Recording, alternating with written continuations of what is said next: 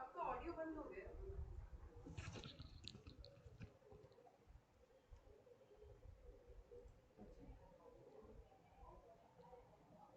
अभी आ रहा है?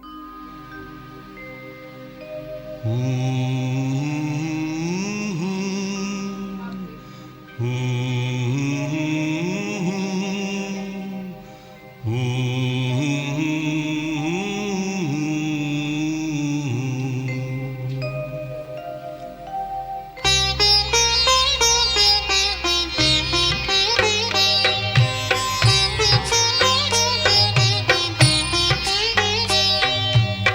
प्रभु मिलन की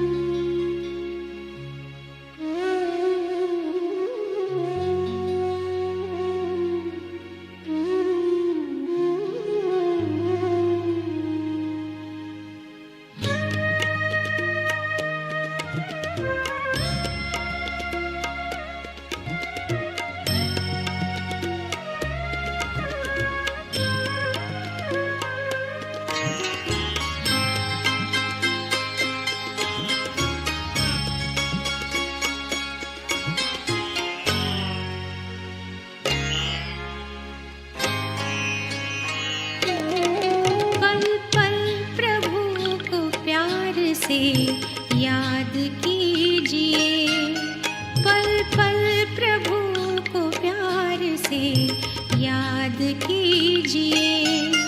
दिल में ही दिल की उससे यूं बात कीजिए, पल पल प्रभु को प्यार से याद कीजिए, पल पल प्रभु को प्यार से याद कीजिए।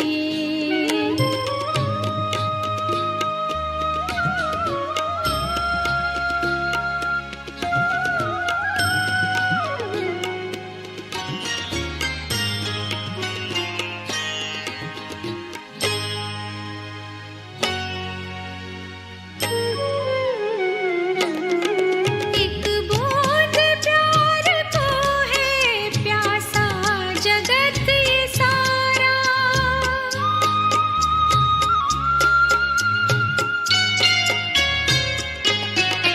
एक बूंद प्यार को है प्यासा जगत ये सारा, वो प्यार का है सागर प्यारा पिता हमारा। प्यासे दिलों पे प्यार की बरसात कीजिए, प्यासे दिलों पे प्यार की बरसात कीजिए।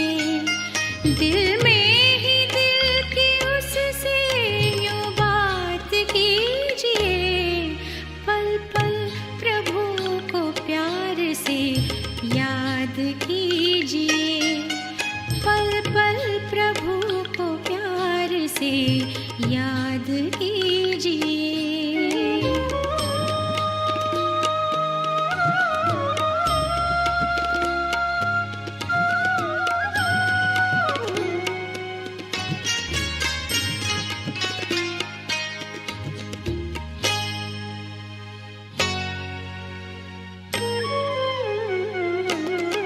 सुख शांति के सुमन से मधुबन ये मन का महके,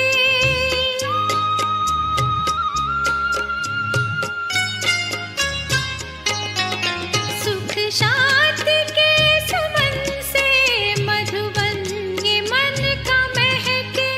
चैनो अमन की चिड़िया चित के चमन में चहके, सबके लिए दुआएं दिन रात कीजिए, सबके लिए दुआएं दिन रात कीजिए। दिल में ही दिल की उससे यूं बात कीजिए, पल पल प्रभु को प्यार से याद कीजिए, पल पल प्रभु को प्यार से याद कीजिए। ओम शांति, ओम शांति, ओम शांति। आप सभी भाई बहनों को और टीचर दीदियों को विशेष दिल से हार्दिक स्वागत है कनेक्ट वन ट्रेनिंग के 13वें दिन में। आज के इस टॉपिक में आपको इस ट्रेनिंग में ये कवर कराया जाएगा कनेक्ट वन वॉचर एंट्रीज का 4th पार्ट। इसमें क्या क्या आएगा थोड़ा सा आपको मैं समझा देता हूँ एंटायर इस ट्रेनिंग सेशन में।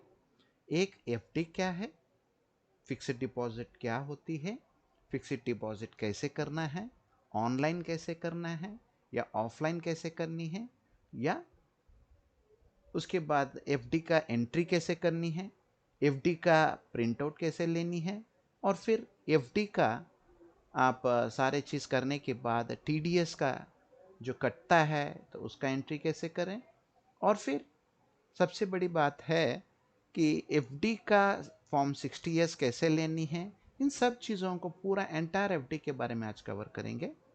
फिर एडवांस पेमेंट के बारे में कवर करेंगे। एडवांस का शब्द सुनते ही आपको पता है कि पेमेंट हम पहले कर लेते हैं और चीज़ बाद में लेते हैं, या नहीं तो कुछ पार्ट हम पहले पेमेंट करते हैं फिर बाकी का पेमेंट बाद में करते हैं।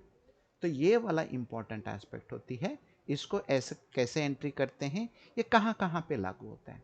जैसे मकान खरीदना है तो पहले आप बयाना देते हैं, तो उसको एडवांस कहते हैं सेल एग्रीमेंट का। फिर आपको कोई स्कूटी जाके बुक करना होता है, फिर उस टाइम में भी एडवांस पेमेंट की ज़रूरत पड़ती है, या जगह जगह पे ज़रूरत पड़ती है अपने नीड के हिसाब से, क्योंकि पहले पैसे हमारा चले जाएगा, सामान बाद में आता है। उस केसेस में एडवांस पेमेंट का एंट्री करते हैं। दूसरा, टीडीएस का भी बहुत बहुत इम्पॉर्टेंट रोल रहता है इसमें। जैसे मान लीजिए कोई सर्विसेज के ऊपर लगता है टीडीएस, तो उसी टाइम में हम उसको ये करते हैं, TDS collected from the party. होता क्या है ना कि टैक्स डिडक्टेड एट सोर्स, जो हम कॉन्ट्रैक्टर से या नहीं तो फिर हॉस्पिटल से या नहीं तो फिर प्रॉपर्टी वाला जो मकान मालिक है उससे हम ले लेते हैं, या नहीं तो फिर रेंट में जब रहते हैं उसका मकान मालिक के साथ हम टीडीएस काटते हैं। तो इसका एंट्री कैसे करते हैं और सेंड टू अबू का एंट्री कैसे होता है टीडीएस का, इसके ऊपर थोड़ा सा जानकारी आज इस सेशन में देंगे।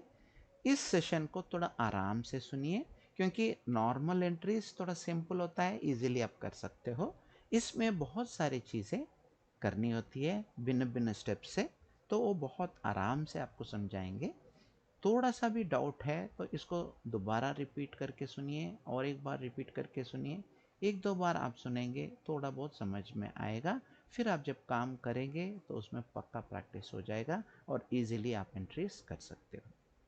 क्योंकि ये एंट्रीज ऑफ बीट है जो डे टू डे लाइफ में काम में नहीं आता है। ये बिल्कुल कुछ जहाँ पे सेंटर्स बहुत बड़ा सेंटर्स है उसमें ज़्यादा ये काम आता है, या नहीं तो छोटे मोटे सेंटर जो रेंट में, जिसको जो सिटीज़ में रहते हैं जिसका रेंट बहुत ज़्यादा होता है टीडीएस का, ये सारी चीज़ आपको इसमें आएगा।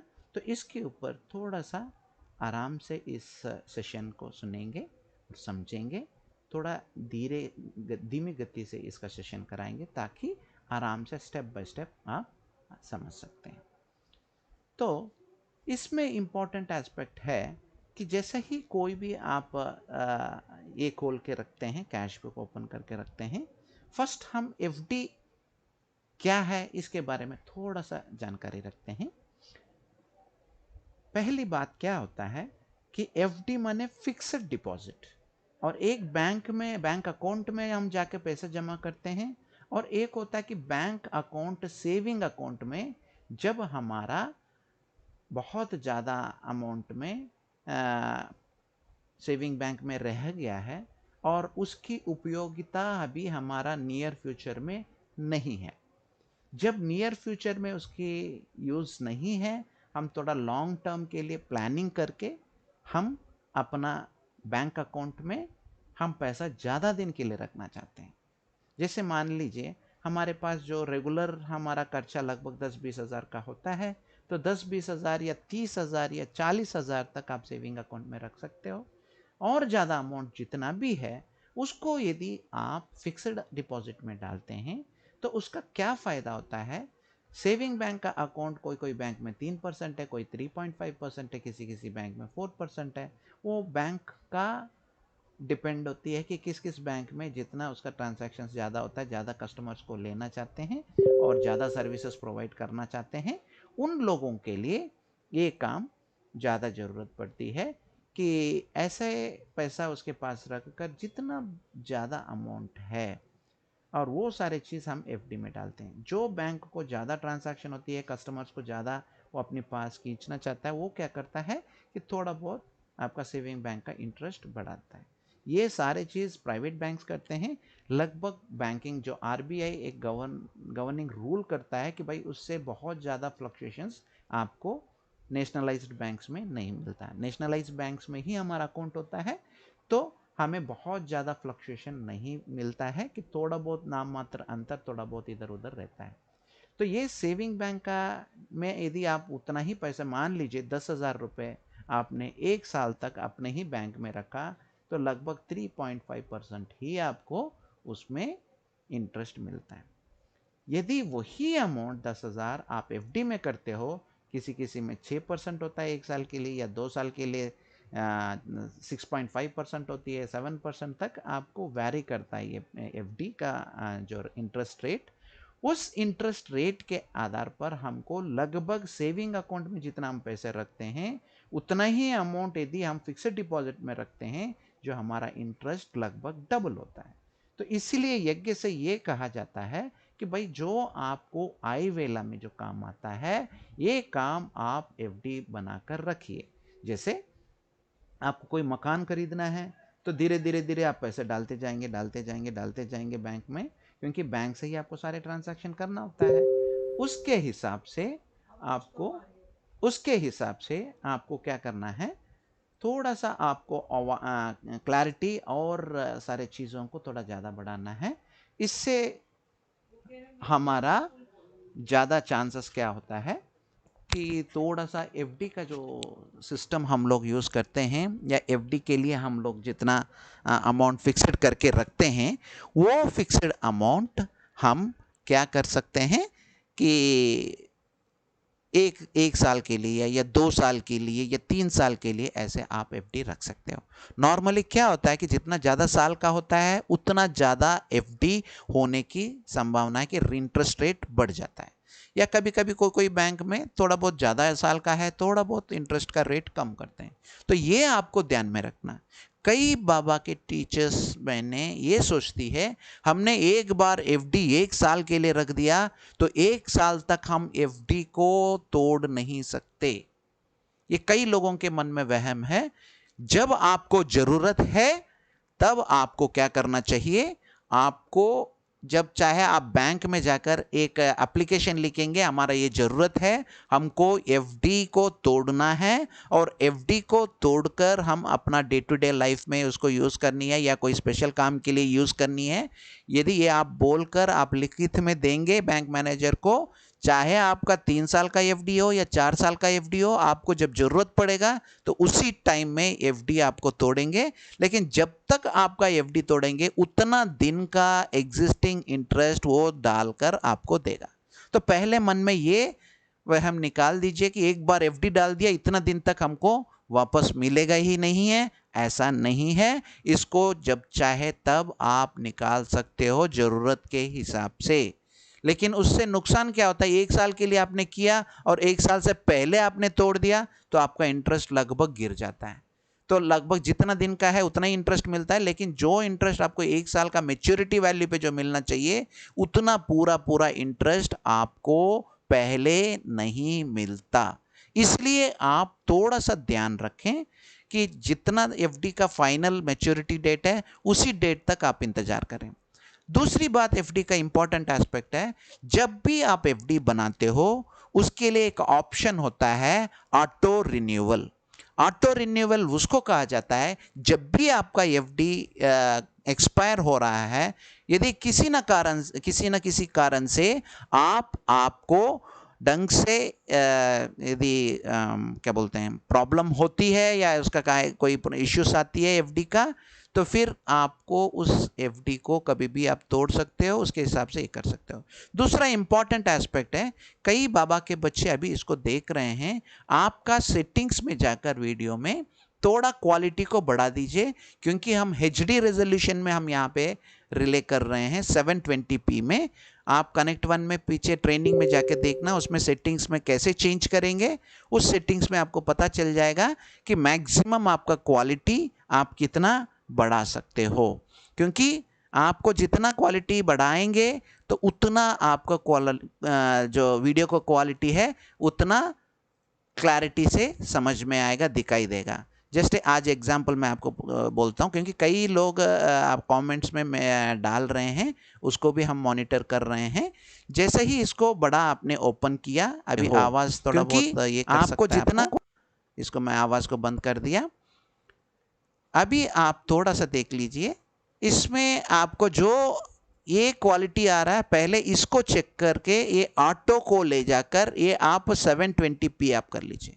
जब 720p आप करेंगे तो ये हाईएस्ट क्वालिटी में, एचडी क्वालिटी में आपको दिखाई देगा।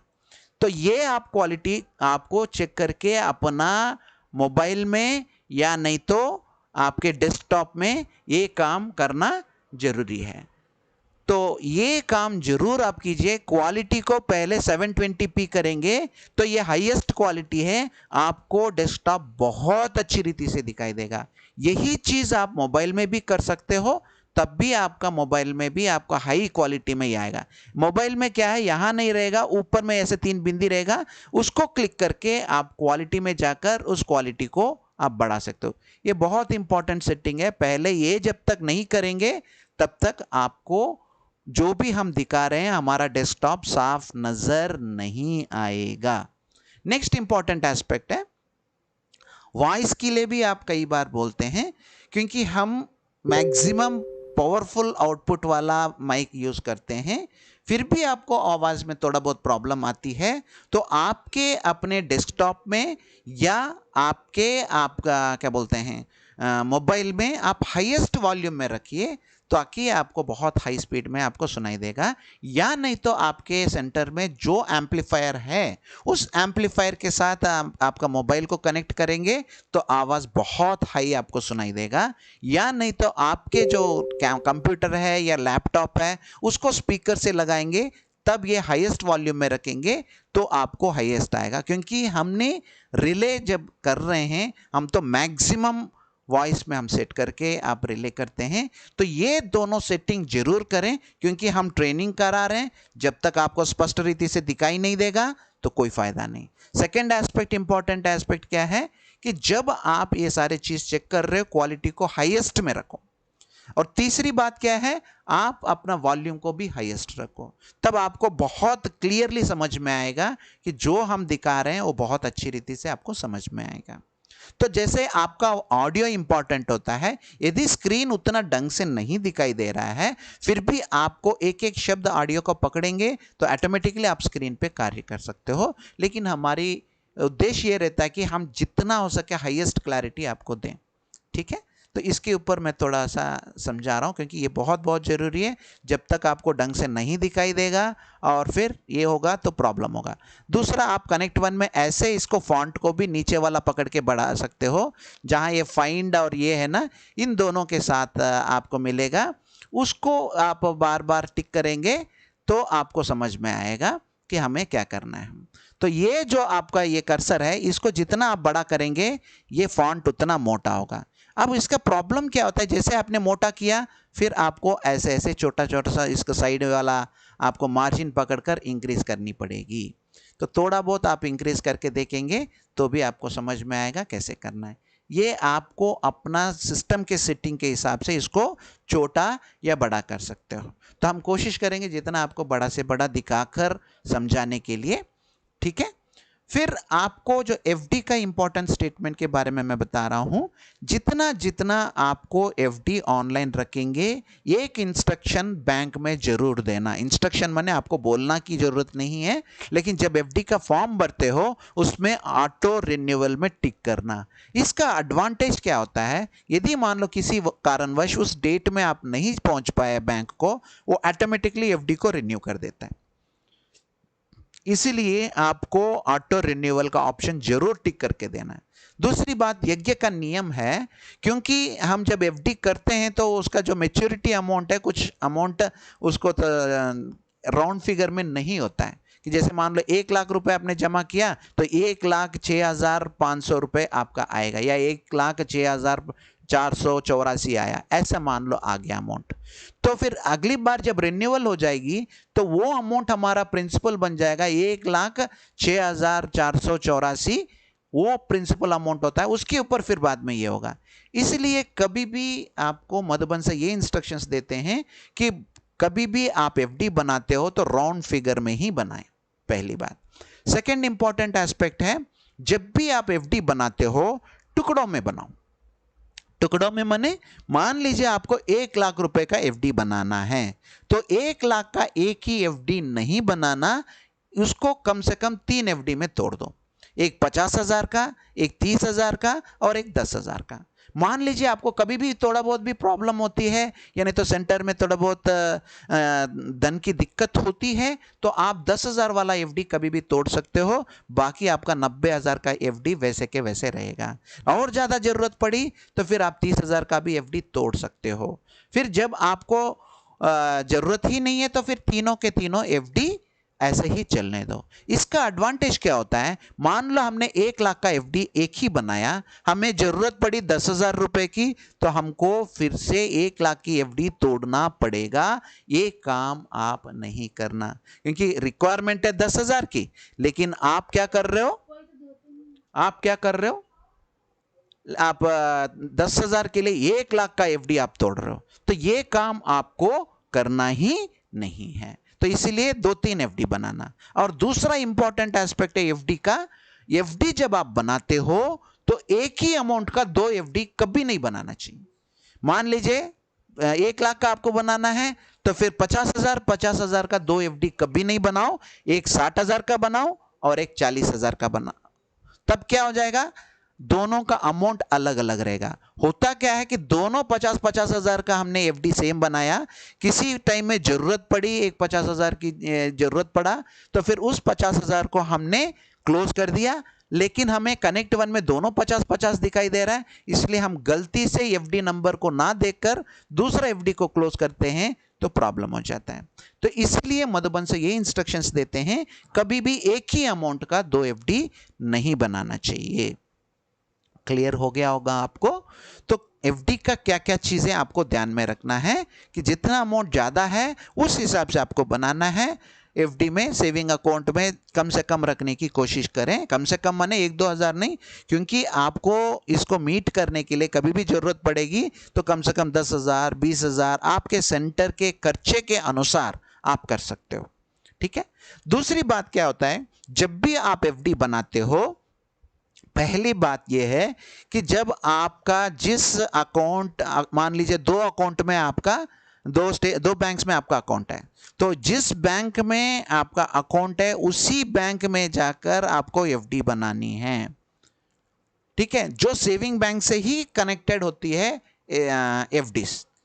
लेकिन ये एफडी ऐसा नहीं है कि मान लीजिए एक आपका पीएनबी में है और एक आपका एसबीआई में है, पीएनबी में बीके का है और आप जाके दूसरा बैंक में करना चाहते हो, वो एफडी अलग, एफडी के लिए अलग से एक बैंक अकाउंट खोलना ये नॉर्मली संभव नहीं है। जिस बैंक अकाउंट में आपका ऑलरेडी सेविंग बैंक चल रहा है उसी सेविंग बैंक में ही एफडी खोलते हैं, ये आपको थोड़ा समझना चाहिए। दूसरी बात, एफडी जब भी हम एंट्री करते हैं, इसमें एक बैंक अकाउंट का प्रोफाइल में जाकर इसको ओपन करके आपको पहले एफडी का अकाउंट का एक क्रिएट करना है। जैसे स्क्रीन में आपको बहुत छोटा दिखाई दे रहा है, आपको बड़ा करने के लिए हम इसको बढ़ा रहे हैं ताकि आपको पूरा ढंग से दिखाई दे। ये आप भी अपना कर सकते हो, अपना अकाउंट के हिसाब से, आपको किस ब्रांच में करनी है, कितना अमाउंट करनी है, ये सारी चीज़। तो पहले यहाँ पे न्यू जाकर आपको एफडी का अकाउंट यहाँ पे क्रिएट करनी है। एफडी का अकाउंट मैंने यहाँ पे बनाया है किस बैंक में, और उसका पूरा बैंक का डिटेल्स आपको यहाँ डालना है। यहाँ पे एक तो सेविंग्स के लिए आपको शुरू से ही मैंने बताया था, सेविंग्स अकाउंट के लिए क्या करना पड़ेगा, और आपको बैंक अकाउंट में जाकर क्लिक करके सेविंग्स का अकाउंट के ऊपर क्लिक करके फिर इसके अंदर सारे डिटेल्स आपको भरना है। वैसे ही आपको एफडी में बनाना है। तो एफडी में क्या होता है कि एफडी को सेलेक्ट करके जिस बैंक का नेम आप लेना चाहते हो, जिस बैंक में आपका बैंक अकाउंट है, उसको आप इसमें सेलेक्ट कर सकते हो और उसका आप ये चेक कर सकते हो कि आपका कौन सा ब्रांच है, और ब्रांच का भी आप उस हिसाब से आप प्लान करके उसमें बैंक को सेलेक्ट कर सकते हो। दिल्ली कैंट का है या दिल्ली हरिनगर है, जो भी हो, जो जहां आपको सेलेक्ट करनी है तो वो आप सेलेक्ट कर सकते हो बैंक का। फिर आपको बैंक का टैन नंबर, मैं आपको बताया था टैन नंबर आपको केवल एफडी में काम आता है, कई बैंक वालों को जनरली ये टैन की ज़्यादा जानकारी नहीं होती है, क्योंकि आजकल ग्रुपिंग ऑफ टैन कर दिया। पहले हर एक बैंक को अपना अपना टैन नंबर देते थे, अभी कुछ रीजनल ऑफिस के अंडर में सारे को टैन देते हैं, क्योंकि ये बैंक को टैन की आवश्यकता ज़्यादा ज़रूरत नहीं पड़ती है। तो इसलिए जो बैंक का क्लर्क है या नहीं तो जो पुराने नहीं है, बिल्कुल नया होता है, उन लोगों को आइडिया नहीं होती है कि बैंक का टैन नंबर क्या है, और पूछेंगे हम बैंक का टैन नंबर चाहिए, बोला आपको किस लिए चाहिए, ये सब चीज़ हम नहीं देंगे। कई लोग ऐसे ऐसे टीचर्स को बोल के वापस भेज देते हैं। उसको बहुत प्यार से समझाइए, हमारा एफडी जो हमारा बनता है, उस एफडी को हम इनकम टैक्स डिपार्टमेंट के सामने हम एक एप्लीकेशन रखते हैं ताकि हमारा टीडीएस ना कटे। इसलिए हम एंटायर सारे इंडिया के जो ब्रांचेस है उन सब का टैन नंबर लेकर हम इनकम टैक्स डिपार्टमेंट को जमा करते हैं, उसके आधार पर हमको टीडीएस एग्जम्पशन सर्टिफिकेट देते हैं। तो टीडीएस एग्जम्पशन किस लिए चाहिए, क्योंकि कोई भी एफडी के ऊपर 10,000 से ऊपर जब हमें इंटरेस्ट मिलती है उसमें हमारा क्या बोलते हैं टीडीएस कटेगा। ये कब के लिए, पर्सनल अकाउंट के लिए 10,000। यदि हमारे संस्था में एक पैन के लिए 10,000, हमारा सारे इंडिया का जो पैन तो एक ही है हमारा ब्रह्म कुमारी का, इसीलिए कटेगा ज़्यादा। इसलिए आपको बैंक का टैन नंबर भी पूछकर इसमें एंट्री करना है। जहां आप ये सारे चीज़ इंफॉर्मेशन एंटर करेंगे तो ऑटोमेटिकली मधुबन के पास आपका सारे डिटेल्स चला जाएगा। तो मधुबन क्या करेगा, फिर इनकम टैक्स में एग्जम्पशन के लिए अप्लाई करेगा और इनकम टैक्स का एग्जम्पशन सर्टिफिकेट लेकर, टीडीएस एग्जम्पशन सर्टिफिकेट लेकर आपको देते हैं। फिर आप बैंक में जाके जमा करेंगे तो क्या हो जाएगा कि आपका टीडीएस नहीं कटेगा। दूसरा, कस्टमर रिलेशनशिप नंबर। अब इसको कई लोग सिर्फ भी बोलते हैं, क्लाइंट आईडी बोलते हैं, कस्टमर रिलेशनशिप नंबर भी बोलते हैं। अब पहले क्या होता था, बैंक में हर एक अकाउंट का अपना अपना कस्टमर आईडी होता था। अब क्या किया गवर्नमेंट ने, सारे बैंक्स को इंटीग्रेट कर दिया और सारे एक एक बैंक के अंदर आप 10 जगह पे अकाउंट खोला है तो सारे अकाउंट को एक ही नंबर से जोड़ दिया जाएगा। मान लो आपने हरिनगर में एक खोला और फिर जनकपुरी में एक खोला और आप दूसरे जैसे मान लीजिए बेंगलुरु में भी जाकर एक अकाउंट खोला, तो सारे अकाउंट्स को वो पैन नंबर एक है तो कस्टमर रिलेशनशिप नंबर भी एक कर देते हैं। इसीलिए हमारा सबसे ज़्यादा प्रॉब्लम होती है, क्योंकि सिर्फ हमारा अलग अलग होना चाहिए। इसलिए हमें corporate non personal saving account खोलनी चाहिए। इसीलिए आपका सारे सिफ का इंटीग्रेशन इधर उधर हो रहा है। वो मधुबन हाईएस्ट लेवल पे वो ले रहे हैं। अभी मैक्सिमम जगह पे इसका इश्यू सॉल्व हो गया और आपके पास भी जहाँ पे भी प्रॉब्लम हो तो बैंक वाले के हेल्प ले सके आप उसको ख़त्म कर सकते हो। सो जो कस्टमर आईडी आपके एफडी के ऊपर लिखा होता है वो नंबर आपको इधर डालना होता है। फिर बैंक का टेलीफोन नंबर जरूर डालें, क्योंकि अचानक मधुबन से कोई भी ऐसा आपको आपके बैंक से बात करना है या कुछ इन्फॉर्मेशन लेना है तो फिर हमारे मधुबन के अकाउंट्स टीम आपके बैंक के मैनेजर से और उन लोगों से डायरेक्ट बात कर सकते हैं। तो बैंक का टेलीफोन नंबर, बैंक का ईमेल आईडी जरूर लेना है। तो ये चेक करना, मान लीजिए कि आपके आईएफएससी कोड यहाँ पे और आपके पासबुक में सेम होनी चाहिए। उसी बैंक का आईएफएससी कोड एक ही होता है, चाहे सेविंग का हो चाहे आपका एफडी का हो। फिर उसके बाद सिग्नेटरीज 2 लोगों को कम से कम होना चाहिए और उसमें एक सेंटर इंचार्ज मैनेजर रहेगा और सेकंड इंचार्ज जो असिस्टेंट मैनेजर रहेगा उसका नाम आप यहाँ पे सेलेक्ट कर सकते हैं। यहाँ पे उसी का सेलेक्ट कर सकते हो जो आपको एड्रेस बुक में बीके सरेंडर टीचर सेलेक्ट किया हो। और आप उधर बीके से टीचर नहीं सेलेक्ट किया और यहाँ पे आप चाहते हो कि भाई हमारे नाम आ जाए, यहाँ नहीं आएगा। इसलिए एड्रेस बुक में आप स्टेटस में जाकर आपका जो ये होता है उसमें आपको क्या करना चाहिए, आपको टीचर सेलेक्ट करना जरूरी है, तभी आपका सिग्नेटरीज आएगा।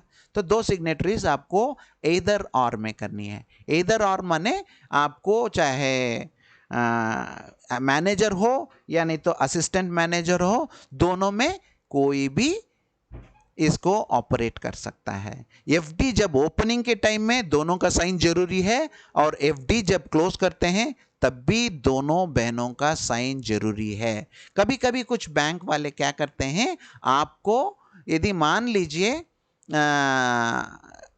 रिन्यूअल करनी है तो एक बहन का साइन से भी कर देते हैं, लेकिन आपको जब अकाउंट एफडी अकाउंट ओपन करने के टाइम में, एफडी अकाउंट को क्लोज करने के टाइम में दोनों बहनों का साइन जरूरी होता है। तो मैं आपको पहले से ही बताया था ना, एड्रेस बुक में ऐसे आप पूरा नाम लिखते हो, सब कुछ होता है। यहाँ स्टेटस में आप जाकर टाइटल में बीके टीचर सेलेक्ट करोगे, तभी वहाँ पे यदि भंडारी में भी आपका नाम तभी आएगा, यानी तो बैंक में भी आपका नाम तभी आएगा। तो ये सारे चीज़ करके आप सेव कर सकते हो। जैसे ही आपने सेव कर लिया तो आपको ऐसा पूरा एफडी का डिटेल्स यहाँ पे दिखाई देगा। उस एफडी का डिटेल्स जैसे ही दिखाई देगा तो आप क्लियरली समझ सकते हो एफडी का ये है, हरिनगर में है, कस्टमर नंबर ये है हमारा, और यहाँ पे तो ओपनिंग बैलेंस तो होता नहीं है, फिर इसका MICR कोड और ये सारी चीज़ यहाँ आ जाएगा। इसको चेक करना है, आप चेक कर सकते हो कि इसमें पूरा क्या है। एक बार आपने एफडी का अमाउंट बना दिया तो इसको लॉक करते हैं ताकि इसको बार बार छेड़े नहीं। तो आप इसको व्यू कर सकते हो ताकि आपको इसको जब चाहे तब डिलीट, आपने एंट्री कर दिया और एफडी बनाने के बाद फिर डिलीट कर दिया, ये हो नहीं सकता। इसलिए इसके अंदर क्या क्या डिटेल्स आपने चेक किया या डाला है उसको चेक करना चाहते हो तो आप इसको व्यू में जाकर क्लिक करके ये सारे अकाउंट का डिटेल्स आप चेक कर सकते हो। समझ में आया तो अच्छा है, नहीं है तो इसको और एक बार आराम से रिपीट करके आप सुन लीजिए। स्टेप बाय स्टेप आपको समझाया गया है, तो इसको वीडियो को एक बार या 2 बार देखेंगे तो आपको जो भी डाउट्स है बिल्कुल क्लियर हो जाएगा। फिर यहाँ आपने एफडी का एंट्री बना दिया। अब मान लो आप बैंक में जाकर आपने एफडी बनाकर ले आया। बैंक में बनाकर एफडी बनाकर जब ले आते हैं उसके बाद आपको क्या करना है, एंट्री कैसे करनी है। कोई भी हो, यहाँ कैश बुक से डायरेक्ट आप हर एक का एंट्री यही से कर सकते हो। यहाँ पे क्लिक करो न्यू में, आप चाहे कुछ भी चाहिए इसको सेलेक्ट करने की ज़रूरत नहीं है, यहीं पे डायरेक्ट आप एफडी न्यू कर दो तो ऑटोमेटिकली यहाँ पे आ जाएगा। तो एफडी न्यू सेलेक्ट करो और ओके करो। जैसे ही आपने ओके किया तो बहुत सारे इंफॉर्मेशन ये मांगेगा। एफडी में एफडी एज ऑन डेट होगा, जिस डेट में आपने एफडी बनाया वो वाला डेट आप डाल सकते हो। वो डालने के बाद आपको एफडी का अमाउंट कितना बनाया, चाहे 1 लाख का बनाया, 10,000 का बनाया, जो चाहिए वो आप डाल दीजिए। और पेमेंट मोड आपने कैसे एफडी का बनाया। एक होता है कि कैश से एफडी बनाया, आजकल कैश से एफडी नहीं बनाते हैं, कई बैंक्स मना करते हैं। ज़्यादातर इसमें आपको बैंक अकाउंट में ही एक फॉर्म भर के दे देगा, मेरे इस bank account saving bank account से इतना पैसा आप डिडक्ट कर दो और एफडी बना दो। कुछ बैंक्स में ये सिस्टम होता है। कुछ बैंक्स में क्या करेगा, आप चेक भर के दे दीजिए और पीछे लिख दीजिए फॉर एफडी। तो चेक जब काट के देते हैं आप योर सेल्फ लिख सकते हैं, योर सेल्फ फॉर एफडी लिख सकते हैं, और बैंक से पूछकर अपने चेक में भरना कि वो कैसे चाहते हैं, ठीक है ना। तो आप कई जगह पे योर सेल्फ लिखकर उसके पीछे फॉर एफडी लिख देते हैं, ठीक है ना। और कई जगह पे बोलते हैं योर सेल्फ फॉर एफडी लिख दो। ऐसे ही आरटीजीएस में your self for RTGS, your self for NEFT, ऐसे आपको पूछा जाएगा, उस हिसाब से आपको उसमें एंट्री करनी है। तो पेमेंट का मोड जनरली हम चेक से पेमेंट करते हैं, तो चेक ले लीजिए। और आपका सिंगल बैंक है तो ऑटोमेटिकली आएगा, डबल बैंक है तो आपको सेलेक्ट करनी पड़ेगी। कौन सा चेक नंबर है वो आप डाल सकते हो। फिर चेक का डेट कौन सा है, आपने 14 को डाल दिया। और मान लीजिए कभी कभी आप क्या करते हो, भाई हमारा जो अमाउंट है वो कल इस बैंक में आ जाएगा, किसी का डोनेशन आना बाकी है, आप एक काम करो कल एफडी बना दो। तो एक दिन पहले आप जाके चेक का डेट दे देते हो और अगला दिन आप जाकर एफडी बनाने के लिए बोलते हो, तो फिर ये 15 चेक का डेट हो जाएगा और 16 को ये क्लियर हो जाएगा, आपके बैंक से वो कट कर एफडी बनाएगा। तो ऐसे में डिफरेंस आएगा। नहीं है तो जिस दिन चेक होता है उसी दिन लगभग वो एफडी बनाते हैं, तो चेक का डेट और क्लियरिंग डेट एक ही रहता है, तो दोनों को डाल दीजिए। तो फिर नेचुरल है कि जिस दिन क्लियरिंग डेट होता है वही डेट पे आपका वॉचर डेट भी होता है। तो ये आप समझ लीजिए, जिस डेट से आपका बैंक अकाउंट से पैसा कटा उसी डेट का आपका एफडी बनेगा। तो उस हिसाब से वो वाला डेट आप डाल सकते हो। नरेशन में कुछ लिखना है तो लिख सकते हो, नहीं ज़रूरत है नहीं ज़रूरत है तो आप सेव कर सकते हो। जैसे ही सेव करेंगे तो फिर आपको इन्फॉर्मेशन मांगेगा कि क्या क्या चाहिए। तो ये फाइनेंशियल ईयर के हिसाब से नहीं है पूछ रहा है, तो इसलिए आपका ये चेंज कर सकते हैं, क्योंकि इसमें कंप्यूटर बहुत समझदार है। आप कोई भी गलत काम करोगे तो पहले से ही बता देगा। तो ऐसा करके इसको ओके करेंगे तो क्या हो जाएगा, आपको नेक्स्ट स्क्रीन पे ले जाएगा, क्योंकि ये ऑलरेडी ऑडिट के लिए लॉक हो गया तो इसमें काम नहीं करेंगे। हम समझने के लिए नेक्स्ट फाइनेंशियल ईयर को चेंज करेंगे। इसमें स्टार्ट में जाकर नेक्स्ट फाइनेंशियल ईयर को सेलेक्ट करके आप ये करेंगे तो नेक्स्ट फाइनेंशियल ईयर में आप जाएंगे तो उसमें आपको जो एंट्री करनी है वो आप कर सकते हो। तो इसमें कैश बुक में जाएंगे, फिर एफडी में जाकर वो एंट्री फिर दोबारा से आपको मैं हल्का सा बता देता हूँ। एफडी का आपको एफडी न्यू कर दो, स्पेस लेके न्यू कर दो तो भी आएगा, नहीं है तो आपके लिए एक और ऑप्शन है, यहाँ पे फिक्स्ड डिपॉजिट है, इसको भी क्लिक कर सकते हो। तो इसमें फिर आपको और एक प्रश्न पूछेगा, एफडी न्यू है, एफडी रिन्यू है या एफडी क्लोज है। तो एफडी न्यू में आप क्लिक करेंगे तो आपका एफडी का एंट्री खुलेगा। तो फिर आपको आपका एफडी का अमाउंट डाल दिया और एफडी का स्टार्ट डेट डाल दिया और पेमेंट मोड आपने चेक ले लिया, और जो एफडी का स्टार्ट डेट है वही लगभग आपका ये रहेगा, ठीक है ना। तो उस हिसाब से ये जो डेट है वो ऑटोमेटिकली यहाँ आ जाएगा, तो आपको अलग से चेक करने की ज़रूरत नहीं है। तो फिर आपको ये चेक करनी है कि यहाँ पे जो चेक नंबर आप डालेंगे, फिर आपका यहाँ पे चेक डेट डालेंगे, लगभग चेक डेट भी लगभग सेम डेट का ही होता है, तो सेम डेट को ही हम डालेंगे सारे। इसको जैसे ही हम सेव करने के लिए बोलेंगे तो और एक स्क्रीन खुलेगा। जब और एक स्क्रीन जब खुलेगा, मान लीजिए आपने एफडी का बैंक आपने पहले से एंट्री नहीं किया तो ये नहीं आएगा। इसीलिए आपको पहले प्रोफाइल में जाकर वो बैंक का एंट्री करना जरूरी है। जब तक वो नहीं करेंगे तब तक यहाँ पे वो वाला आपको दिखाई नहीं देगा, आप एफडी का एंट्री कर ही नहीं सकते हो। तो इसको सेलेक्ट करेंगे, ऑटोमेटिकली पीएनबी का पूरा डिटेल्स आ जाएगा। फिर उसके बाद एफडी का अकाउंट नंबर, वो बहुत लंबा होता है, FUPU FPG 1 2 3 4 5 6 और F6 ऐसा करके जो एफडी का नंबर होता है वो आपको लंबा नंबर आपको यहाँ टाइप करनी है, उसमें गड़बड़ नहीं करना है। जो आपका एफडी का नंबर है, कुछ बैंक्स में केवल अल्फ़ाबेट्स होता है, कुछ एक केवल न्यूमेरिकल नंबर्स होती है और कुछ में अल्फ़ाबेट्स और न्यूमेरिकल दोनों मिक्स होते हैं। एफडी का नंबर बहुत बहुत ज़रूरी है, उसको ध्यान से आपको जो आपका इसमें लिखा वैसे ही करना है। एक कॉमन मिस्टेक क्या होती है, कभी कभी बैंक में प्रिंटर की इंक कम होने के कारण वो ऐसे ही प्रिंट लेके दे देता है, तो उसमें आपको भी नहीं दिखाई देगा, ऑडिटर को भी नहीं दिखाई देगा। तो इसलिए आपको जब नहीं दिखाई देता है, लाइट है, तो उसी बैंक के क्लर्क को, मैनेजर को पूछ के रिक्वेस्ट करके आप पेन से लिखवा कर उसे एक स्टैंप लगवा दीजिए, ये बहुत ज़रूरी है। एक भी अक्षर एफडी का गलत होता है जब वो एंट्री करेंगे टीडीएस एग्जम्पशन में तो फिर मुश्किल होता है। नॉर्मली टीडीएस का एग्जम्पशन कस्टमर रिलेशनशिप नंबर से ही डाल देते हैं, तो आपको ऐसे ज़रूरत नहीं है। फिर भी आपको एफडी का अकाउंट नंबर बहुत ध्यान से देखकर चढ़ाना होता है। फिर उसके बाद रेट ऑफ इंटरेस्ट आपका 6.5% है, जो आपको इसके अंदर लिखा हुआ है उसको देख लीजिए। जब भी एफडी बनाते हैं तो देख लीजिए कि 1 साल का बनाए या 2 साल का बनाए, जिसमें सबसे ज़्यादा रेट ऑफ इंटरेस्ट है वो आप सेलेक्ट कीजिए। क्योंकि क्या होता है कि आज के दिन में आपका 6.5 इंटरेस्ट है, कल सरकार को बहुत प्रॉब्लम हो गया और बैंक में बहुत मंदी आ गई या कुछ भी हो गया, तो पहले क्या होता था, एक ज़माने में लगभग 12% होती थी इसका इंटरेस्ट, और फिर धीरे धीरे 10 कर दिया, 9 कर दिया, 8 कर दिया, अभी क्या किया 6 कर दिया, और कई कई बैंक में लगभग 5 या 5.9 तक भी चला गया। ठीक है ना। तो इसलिए आपको जिसमें सबसे ज़्यादा रेट ऑफ इंटरेस्ट है वो बैंक वाले से पूछकर उतने साल के लिए आप कर लीजिए, क्योंकि उतना साल तक आपको ज़रूरत नहीं पड़ेगी तो बहुत फ़ायदा होगा। मान लीजिए आज आपने एफडी बनाया मान लो 6.5% में, और 2-3 महीने के बाद आरबीआई ने उसका इंटरेस्ट रेट घटा दिया, लेकिन आपका 6.5 से चल रहा है तो वो 6.5 ही रहेगा जब से आपने किया।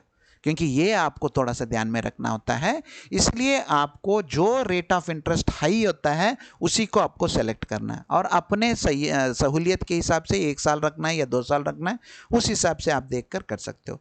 और मैच्योरिटी का अमाउंट जितना है वो भी आप डाल सकते हो, फिर मैच्योरिटी का डेट आप डाल सकते हो, ठीक है, जो भी आपका एफडी में है उसमें डालकर आप सेलेक्ट कर सकते हो, ठीक है ना। तो वो आप लेके इसको ओके करेंगे तो फिर ये आपका एफडी फिर सेव करेंगे तो सेव होगा। तो जैसे ही सेव हो जाएगा फिर आपका एंट्री इसके अंदर दिखाई देगा, आपने एफडी बनाया फलाना डेट में, ठीक है, सेविंग हो गया इसकी एफडी की। तो ये आपको चेक करनी है, ये है नया एफडी बनाने का या नया एफडी का एंट्री करने का तरीका। दूसरा क्या है, उसी एफडी को आपका 1 साल हो गया और आप क्या किया, आपने एफडी रिन्यू किया। तो एफडी रिन्यूड करके एक ऑप्शन है, नहीं है तो आप एफडी में क्लिक कीजिए, फिर उसके बाद नेक्स्ट ऑप्शन आएगा एफडी रिन्यूअल। रिन्यूअल के लिए मैं आपको पहले से ही बताया हूँ, इसमें कंप्यूटर अपने आप बहुत कुछ ले लेता है। अब मान लीजिए आपके पास इतना एफडी है, अब कौन सा एफडी को आपको रिन्यू करना है आपको समझ में नहीं आएगा। इसलिए आपको क्या करना पड़ेगा, जैसे मान लीजिए इसको बढ़ा करके पूरा एफडी का नंबर सेलेक्ट करो।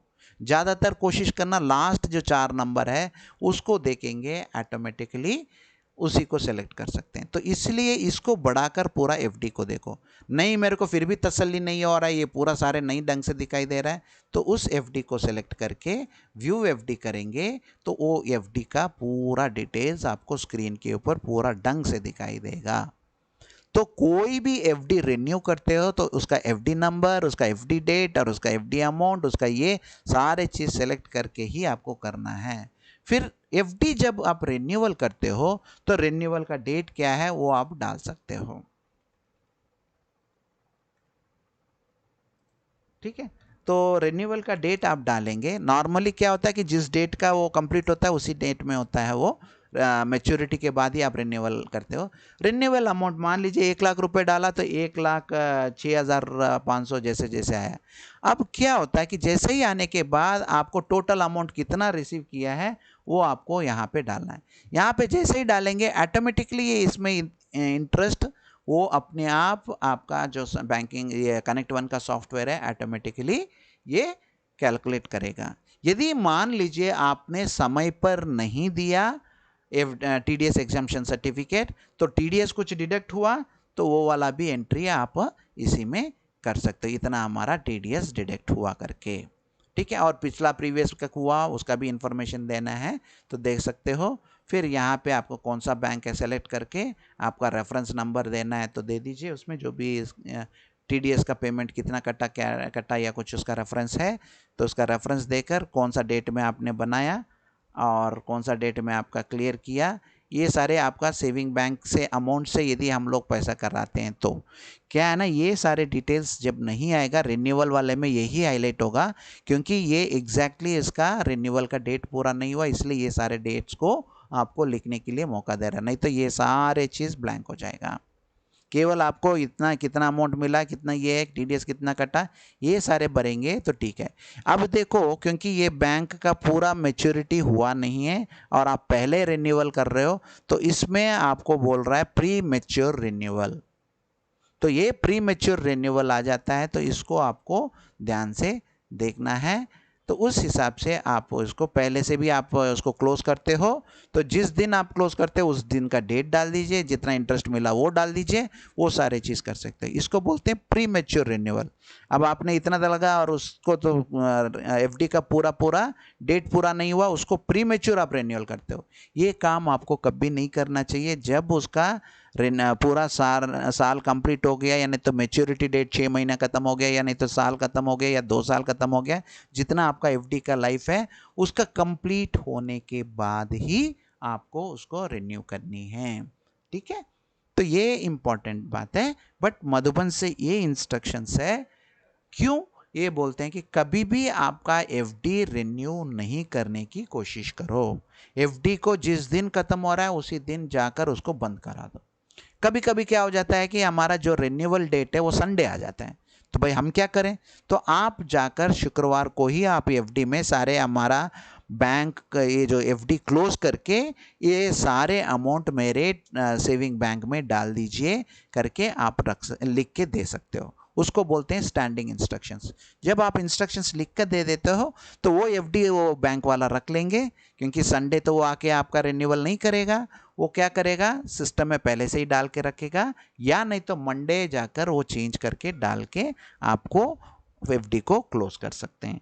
ये जरूर ध्यान दें, एफडी जब आपको मैच्योर होने वाला है उससे 1 या 2 दिन पहले ही बैंक में जाकर आपको करना है। ये नहीं कि एफडी आपको मैच्योर होने वाला 1 महीने के बाद और 1 महीने के बाद जाकर आप एफडी दे देंगे, वो बोलेगा ले जाओ बहन जी आप उसी दिन ले आना, उसी दिन हम कर देंगे, क्योंकि वो रखा रहेगा और उस दिन नहीं किया तो फिर प्री मैच्योर आपका एफडी क्लोज कर देगा। इसीलिए हमको उसी दिन जाना चाहिए। यदि उस दिन कोई छुट्टी होती है उसको 1 दिन पहले आप जाकर उसको क्लोजिंग का एफडी के पीछे आप लिख सकते हो कि please close the FD and transfer the amount to saving bank.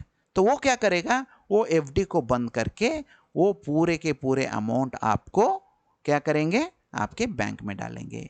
इसके लिए आपको क्या करना पड़ेगा, आपको एफडी क्लोज्ड का ये ले लो। जब एफडी क्लोज्ड का आप एंट्री लेते हो तो एफडी क्लोज के टाइम में कौन सा एफडी आपको क्लोज करनी है वो आप सेलेक्ट कीजिए। डाउट है या नहीं है यही एफडी है या नहीं है तो इसको व्यू करके देख लीजिए। व्यू करने के बाद एफडी का अकाउंट नंबर, डेट, ये वो सारे डिटेल्स आपको मैच करके फिर आपको क्या करना पड़ेगा, कितना अमाउंट आपको मिला तो उतना अमाउंट आप डाल दीजिए। ठीक है, उतना अमाउंट डालने के बाद आपको पता चलेगा कि हमारा क्या हुआ, इंटरेस्ट इतना आया, इतना ये अमाउंट आया। वो सारे चीज़ लेकर आप किस ब्रांच में आपका वो सेविंग बैंक में जाके क्लोज हो रहा है या क्या हो रहा है, क्योंकि ये भी आपका प्री मैच्योर क्लोजर है। यदि प्री मैच्योर क्लोजर है तो क्योंकि ये 1 साल पूरा नहीं हुआ, आपके सामने ही एंट्री किया था ये, और उससे पहले ही कई डेट में हम लोग बंद कर रहे हैं, तो ये वाला आएगा प्री मैच्योर। तब आपको क्या करना पड़ेगा, इसमें जाकर बैंक में डालकर वो बैंक अकाउंट में वो पैसा डाला हुआ है, आप इसका रेफरेंस नंबर दे सकते हो। यदि नहीं पता है, रेफरेंस नंबर कोई नहीं है, तो इसको डैश करके भी आप सेव कर सकते हो। ये एफडी क्लोज करने का तरीका, बीच में भी आप क्लोज कर सकते हो, लेकिन हम आपको एडवाइस करते हैं कभी भी बहुत बहुत बहुत ज़रूरत पड़ा तभी आपको एफडी क्लोज करनी है, बीच में अन्यथा नहीं करनी है। ये आपको ध्यान में रखा। ये नहीं सोचो कि भाई एक बार 1 साल के लिए भर दिया तो हम लोग क्लोज नहीं कर सकते, कभी भी क्लोज कर सकते हैं। टोटल मैच्योरिटी के बाद आपको क्लोज कर रहे हैं तो ये प्री मैच्योर क्लोजर का शब्द नहीं आएगा। जिस डेट में क्लोजिंग डेट होगा उसी डेट आप सेलेक्ट करोगे, उसी डेट में इसकी एंट्री होगी। तो ये एफडी क्लोज का है और एफडी रिन्यूअल का है और न्यू एफडी कैसे बनाना है। जब भी आपको कोई प्रॉब्लम होती है स्टेप बाय स्टेप आप करो, नहीं है तो हर चीज़ का इलाज एक तो यूट्यूब के द्वारा आपको स्टेप बाय स्टेप समझा रहे हैं, और इससे पहले सब कुछ आपको इसमें सपोर्ट करके दिया हुआ है। कोई भी एंट्री आपको पता लगाना है, इधर आप हेल्प में जाइए, हेल्प में जाकर for voucher entry related help, उसको जब क्लिक करेंगे तो जितना भी आपको एक एक वाचर कैसे एंट्री करनी है, एक एक शब्द बहुत स्पष्ट रीति से आपको समझाया गया है। यहाँ पे कैसे आपको online Google drive online audit के लिए यूज़ करनी है, हर चीज़ इसको देखेंगे आपको सब कुछ पता चलेगा। लेकिन आपको क्या करना है, सारे वीडियोस तो देखेंगे नहीं, हमको क्या ज़रूरत पड़ेगी, एफडी न्यू का कैसे देखना है, और यहाँ पे जाइए उसको एफडी न्यू का ये कीजिए। उसके बाद आपको पूरा स्क्रीन में कैसे एफडी का एंट्री बनाना है बहुत सरल रीति से एक एक स्टेप बाय स्टेप आपको समझाया गया। ये सारी चीज आपके पास है, कनेक्ट वन में सब कुछ है, लेकिन हमारा प्रॉब्लम क्या होता है, हम इसको भूल के 2 मिनट ही टाइम लगता है। कोई भी एंट्री आपको डाउट हो रही है उसको एक बार इसमें हेल्प में जाकर वो वाला आप सेलेक्ट करके खोलेंगे तो आपको सब कुछ स्पष्ट समझ में आएगा। ये आप इतना मेहनत करके अकाउंट्स का टीम सब कुछ स्पून फीडिंग बोलते हैं, हर चीज़ ऐसे बहुत प्यार से आपको समझाया, हर चीज़ के लिए मदद आपको किया। जो एंट्री आपको नहीं समझ में आया इसके अंदर जाइए, ओपन कीजिए और उसी एंट्री के बारे में जानिए। नहीं तो क्या हो जाएगा, एफडी के लिए इतना लंबा यूट्यूब वीडियो आपको देखना मुश्किल लग रहा है। सिंपल है, हमको एक एफडी का एंट्री नया बनाना है, कैसे है उसको करो। अरे अच्छा, रेन्यू कैसे करनी है, इसको क्लियर करो। इसको क्लियर, इसको जैसे क्लिक करेंगे तो आपको पूरे के पूरे एफडी कैसे क्लोज करना है स्टेप बाय स्टेप बहुत आराम से सरल भाषा में आपको समझाया गया है। तो इसको आप थोड़ा चेक करके देखेंगे जब भी डाउट हो तो। ये उतना ही आपको मिलेगा कि जहां आपको जो एंट्री की जरूरत पड़ेगी उसी एंट्री की आप खोल के देखें। ऐसे ही आपका क्या जरूरत है, आपका एफडी क्लोज कैसे करनी है, इसको क्लिक करेंगे, बहुत सरल रीति से। छोटा स्क्रीन, आपको 4 मिनट का वीडियो है, एक बार देख लो, उसमें एंट्री कर दो। नहीं तो आप क्या करेंगे, डाउट आ रहा है, नंबर में फोन करेंगे, भाई लोगों को फोन करेंगे, या अकाउंट्स ऑनलाइन गाइड्स को फोन करेंगे, यानी कि किसी जानकार व्यक्ति को फोन करेंगे। आपके पास सब कुछ आपके सामने अवेलेबल है। इसको एक बार देखें, सब समझ में आएगा। नहीं समझ में आता तो इसलिए आपको ये मैं बता रहा हूँ, कोई भी डाउट है, हर चीज का इलाज इसमें है। अब मान लीजिए वोचर एंट्री नहीं, मेरे को प्रोफाइल वाला चाहिए, अब प्रोफाइल वाला क्लिक कीजिए। इसको कैसे कैसे करना है, सारे चीज़ आपको मैनुअल कैसे यूज़ करना है, बहुत मेहनत करके हर चीज़ आपको इसमें समा कर दिया अकाउंट्स टीम ने। कोई भी कमी नहीं छोड़ा। जितना सरल से सरल हो, जितना आपको अच्छी रीति से समझ में आए, हर चीज़ बहुत स्पष्ट करके समझाएं। जो आपको डाउट्स है ये सारे चीज़ इसके अंदर खोल के आप देख सकते हो। तो आपका एफडी ओपन कैसे करना, एफडी रिन्यू कैसे करना और एफडी को क्लोज कैसे करना, ये आप समझ गए। तो अब हम जाएंगे नेक्स्ट स्टेज में। नेक्स्ट स्टेज आएगा आपका एडवांस पेमेंट। जब एडवांस का पेमेंट कब कब जरूरत पड़ती है, मान लीजिए आपको होंडा एक्टिवा ही लेनी है। शुरू शुरू में क्या होता था, होंडा कोई भी स्कूटी चाहिए, बाहर जाओ आप अपना शोरूम में और अपना आराम से ले लीजिए और उसके बाद आ जाइए, ठीक है। उसके बाद आपको क्या प्रॉब्लम है वो आराम से आपको समझ में बताया। तो इसलिए आपको जो क्लियरली आपको समझना है और अच्छी रीति से आपको क्लैरिटी से ये इसके समझने के लिए आपको एक एक चीज़ की ध्यान रखनी पड़ेगी, ठीक है।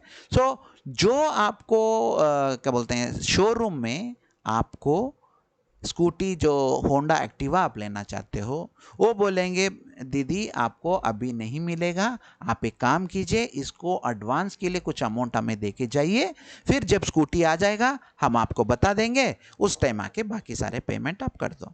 बोला ठीक है भाई जी, हम दे देंगे करके आप क्या करेंगे, उतना अमाउंट का चेक काट के आप उसको दे के चले जाएंगे। फिर 1 महीने के बाद आपका स्कूटी आ जाएगा और वहाँ शोरूम से आपको फ़ोन आएगा, बहन जी आपका क्या बोलते हैं स्कूटी आ गई, आके आप बाकी अमाउंट पेमेंट करके आप ले जाइए। ये तो आपने प्रैक्टिकली कर लिया, लेकिन अब इसकी एंट्री कैसे करें, क्योंकि क्या होता है कि एक ही अमाउंट आपको एक ही बार में देना है तो कोई बात नहीं है, पूरा 60,000 है एक ही बार में दे दो, कोई प्रॉब्लम नहीं। लेकिन जब आप स्प्लिट करके देते हो तो आपको क्या करना पड़ेगा, तो उसके लिए पहले जब भी एडवांस आप पेमेंट करते हो, पहले आप लिख लो, इसी मैं आपको सरल रीति से समझा दूं, कोई भी एंट्री करने के लिए कैश बुक से ही डायरेक्ट आप कर सकते हो। उसमें आप एडवांस जैसे ही टाइप करोगे तो आपको बहुत सारे ऑप्शंस मिलेगा। जैसे मान लीजिए एडवांस मटेरियल परचेज, आप मकान बना रहे हो तो उसके लिए तो वो बोल रहा है बहन जी आप एक काम करो, ये टाइल्स बहुत मुश्किल से मिलेगा, आप ऑर्डर करके जाइए तब हम मंगाएंगे।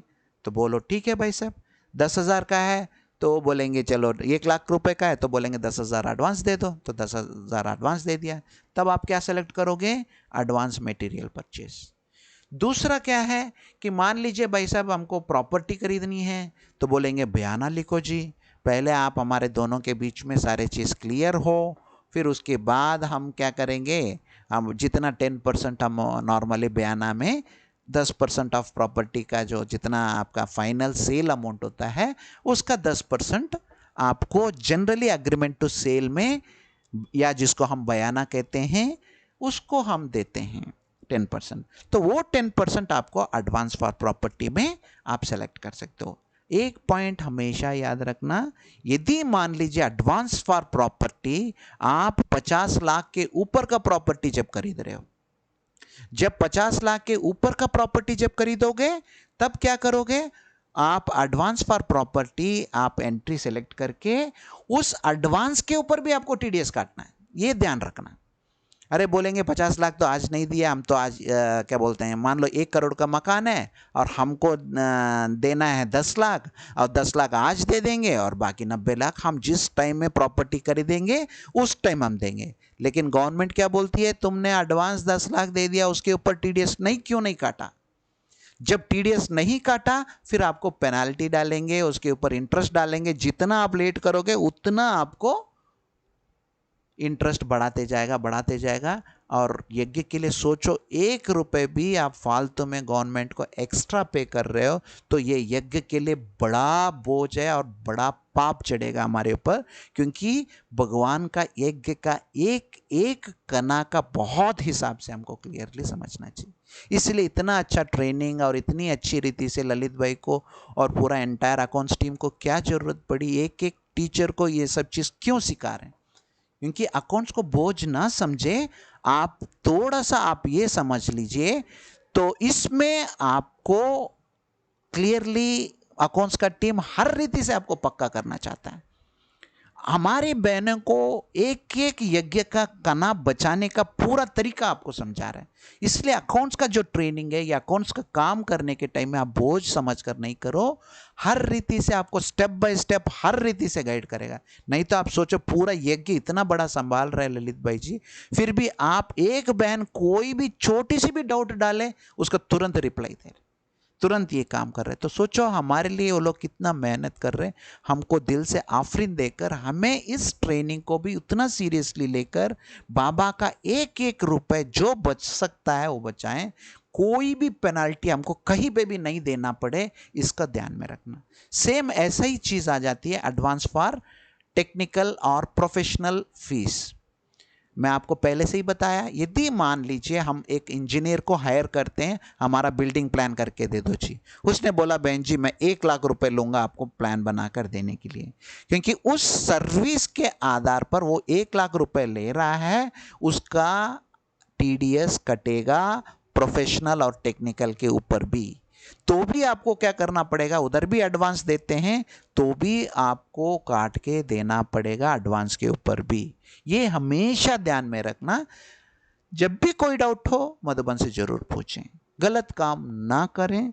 थोड़ा सा हमारा गलती, बहुत उल्टा पुल्टा काम बाद में जाकर सब कुछ करना पड़ता है, वो काम नहीं करो। फिर advance for travelling and conveyance. मान लीजिए एक बहुत बड़ा मेला लग रहा है और उसमें आप बोलोगे हमारे भाई बहनों को हम बस बुक करके ले जाएंगे जी इतना दूर, या नहीं तो फिर कभी ट्रेन का रिजर्वेशन नहीं मिला, हम बस बुक करके ले जा रहे हैं जी मधुबन। जब हम बस बुक कर रहे हैं, नॉर्मली भाई बहनों का पैसा है तो भाई बहनों के द्वारा ही आप उसमें बुक करोगे तो कोई प्रॉब्लम नहीं। मान लीजिए जहां आप सेंटर के खर्चे के लिए कहीं पे भी कोई भी आइटम के लिए या कन्वेंस के लिए यानी तो कुछ चीज़ों के लिए आप यूज़ करते हो, उसमें भी आपको एडवांस देनी पड़ती है, तब आपको एडवांस फॉर ट्रैवलिंग कन्वेंस का यूज़ करना चाहिए। फिर आपको यहाँ एडवांस फॉर व्हीकल के बारे में, जो व्हीकल के लिए एडवांस दे दिया तो उसके लिए भी कर सकते हो, और इंश्योरेंस का प्रीमियम को भी आप पहले दे दिया बाद में देंगे तो भी आप कर सकते हो। एडवांस टू कॉन्ट्रैक्टर है तब भी आप दे सकते हो। एडवांस जगह जगह पे भिन्न भिन्न रीति से होगा। आज मैं केवल एक एंट्री के बारे में आपको ढंग से समझा दूंगा, क्योंकि इसका कंटिन्यूइंग सेशन कल रहेगा आपको, क्योंकि ये थोड़ा सा आपको समझकर स्टेप बाय स्टेप समझकर चलने वाली ट्रेनिंग है, इसलिए हम थोड़ा सा एक नेक्स्ट क्लास भी रखा है इसी के रिलेटेड, ताकि आपको कल और स्पष्ट समझाएंगे और गहराई से समझाएंगे। तो आज हम जानेंगे एडवांस फॉर व्हीकल के लिए। तो ये एंट्री कैसे करनी है, एडवांस फॉर व्हीकल के लिए हमने क्लिक किया। तो एडवांस फॉर व्हीकल के लिए हमने क्लिक किया तो फिर हमको क्या करना पड़ेगा, तो यहाँ पे आपने 10,000 रुपये आपने एडवांस दे दिया। पर्पस क्या है, किसी जनरल आ जाएगा। अब यहाँ पे इम्पॉर्टेंट बात है पार्टी। जिस जगह से आपने खरीदा है क्या बोलते हैं, जो खरीदने वाले हो, जैसे मान लीजिए डिंगरा ऑटोमोबाइल से खरीद रहे हो या नहीं तो वीडी ऑटो व्हील से खरीद रहे हो। ये क्या है कि जहाँ से जिस शोरूम से आपको गाड़ी लेनी है उसका पार्टी लिखना है। जो आप चेक के ऊपर नाम लिख के देते हो, जो उसके बिल के ऊपर नाम है, वही नाम आपको यहाँ एंट्री करनी है। यदि नहीं है तो यहाँ प्लस ऐड करके उसका एड्रेस बुक में पूरा डिटेल्स आप उसका लिख सकते हो। ठीक है, फिर ऑटोमेटिकली वो नाम सेलेक्ट करेंगे तो आ जाएगा वी.डी. ऑटोमोबाइल्स। ये ध्यान रखना कि ये पार्टी बहुत इंपॉर्टेंट रोल प्ले करता है। एक ही चीज़ आप ध्यान रखो, जहाँ लाल है वो कंपलसरी है, बाकी इन सब चीज़ों में ज़रूरत नहीं पड़ेगी, ये ज़रूरत पड़ेगी, कंपलसरी इसको भरना ही है। तो पार्टी में आप लिख लिया और एडवांस पेमेंट कर दिया। आप बैंक से किया तो बैंक का एंट्री ले लो। बैंक का एंट्री लेने के बाद आपको चेक का नंबर डाल दीजिए, फिर चेक का डेट डाल दीजिए और क्लियरिंग का डेट भी डाल दीजिए। मान लीजिए चेक आपने पहले दे दिया, वो शोरूम वाला बाद में जाके डाल दिया, तो जिस डेट में आपका क्लियर हुआ वो आप डाल दीजिए। अमाउंट आप यहाँ पे डाल दीजिए, जितना आपने 10,000 दिया है तो वो 10,000 का अमाउंट आप बैंक के द्वारा पेमेंट किया। और आपका क्लियरिंग डेट आप ध्यान रखना 15 है, तो इधर भी आप 15 को डाल सकते हो।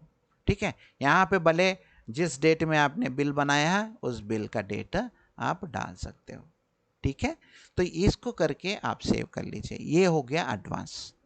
जब इसको एडवांस में देने के बाद इसको सेव कर लिया, फिर बाद में 1 महीने के बाद वहाँ से शोरूम से फ़ोन आया, बहन जी आप आके अपना स्कूटी ले लीजिए।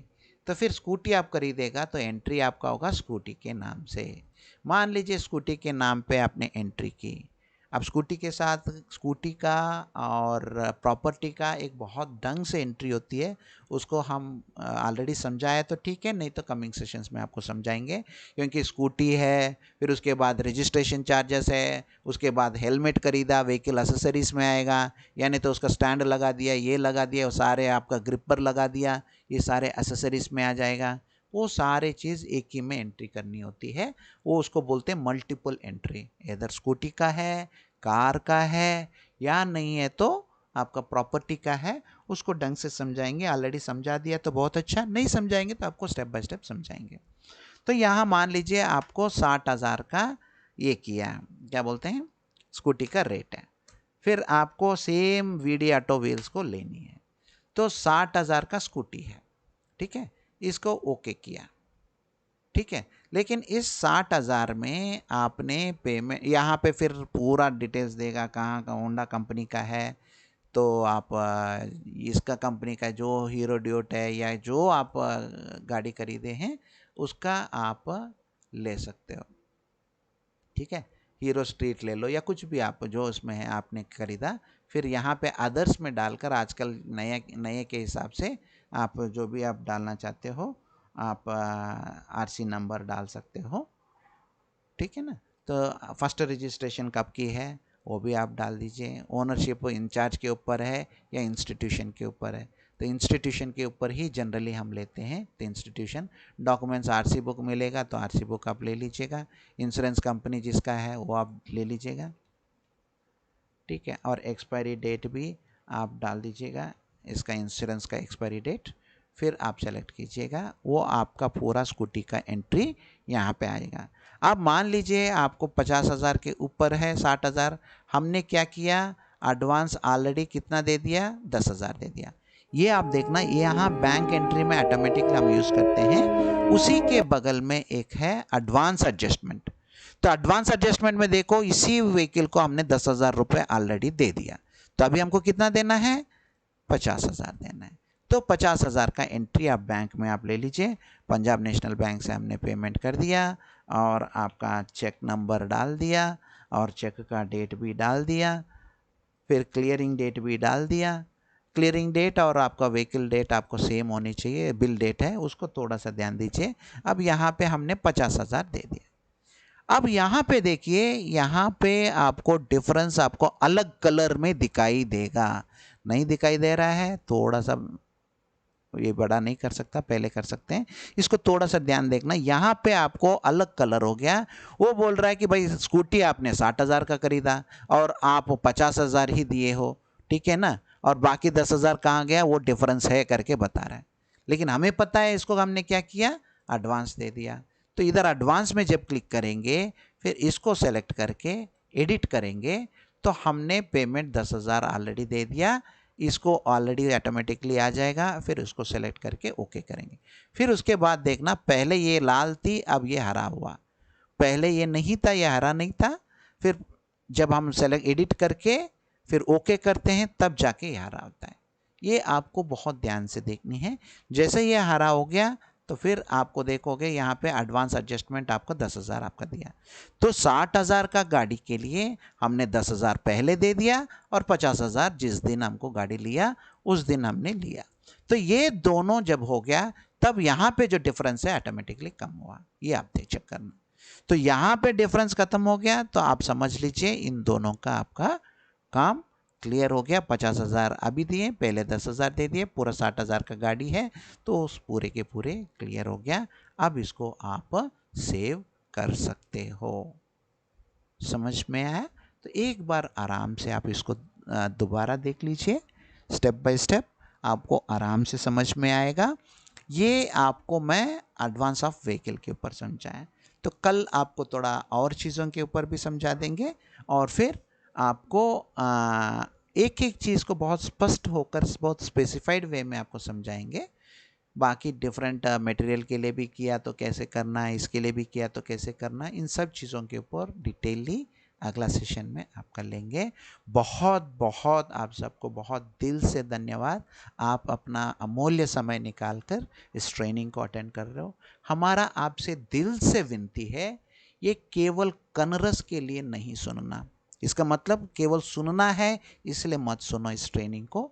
जब भी इस ट्रेनिंग को सुनते हो, एक इतना इच्छा मैं आपको एक एक्सपीरियंस सुनाता हूँ और एंड करता हूँ 1 मिनट में। हम जब ट्रेनिंग कराने के लिए गए थे अम्बाला में, एक टीचर बहन थी जो बिल्कुल कभी कंप्यूटर को छुआ नहीं। एक सुबह से लेकर रात तक हमने सेशन ले लिया, इतना उमंग उत्साह आया, उतना ज़्यादा कंप्यूटर को ज़िंदगी में पहली बार छुए हो। और आज उसी दिन के एंड तक उसने अपना दिल और लगन से उस दीदी ने पूरे सारे एंट्री कैसे करना सीख गई। अब हम देखिए कि हम किसी के ऊपर डिपेंडेंट क्यों बने। मकसद है इस ट्रेनिंग देने का, हर हमारा बीके टीचर सशक्त हो। जो आज आपने सेशन सुना, इसका आपसे विनती है, दिन में 5 मिनट या 10 मिनट या 15 मिनट आप आराम से बैठकर एक मोबाइल में आप चला दो और लैपटॉप में आप खोल के आप इसको काम जरूर करना। नहीं समझ में आ रहा है, हेल्प में जाना और सपोर्ट में जाना और यहाँ पे वॉचर एंट्रीज ले लेना और एफडी कैसे बनाना है यहाँ लिखा है, एफडी क्लोज कैसे करना है यहाँ पे लिखा है, यहाँ पे रिन्यू कैसे करना है ये लिखा है। जब भी आप काम करते हो ये सब चीज़ आप करके आप सेव नहीं करोगे तो आपका डेटा कभी नहीं आएगा। नहीं, गलती से आपने चढ़ा दिया, अभी मैं इसको पूरा आपको डिलीट करना चाहता हूँ तो आप डिलीट कर सकते हो, वो भी आपको तरीका कल समझाएंगे। बहुत बहुत आप सबको दिल से धन्यवाद। अभी 2 मिनट बहुत प्राण प्यारे बाबा को हम याद करेंगे और इस सेशन को खत्म करेंगे। ओम शांति।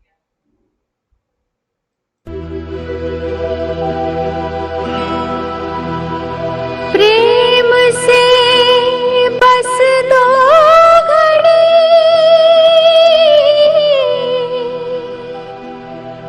प्रभु का ध्यान कीजिए,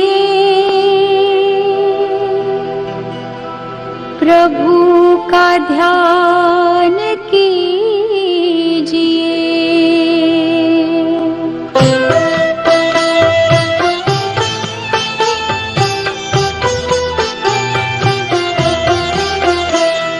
प्रेम से बस दो घड़ी प्रभु का ध्यान कीजिए, अपनी अंतर आत्मा को शांति से भर लीजिए, शांति से भर लीजिए। कीजिए।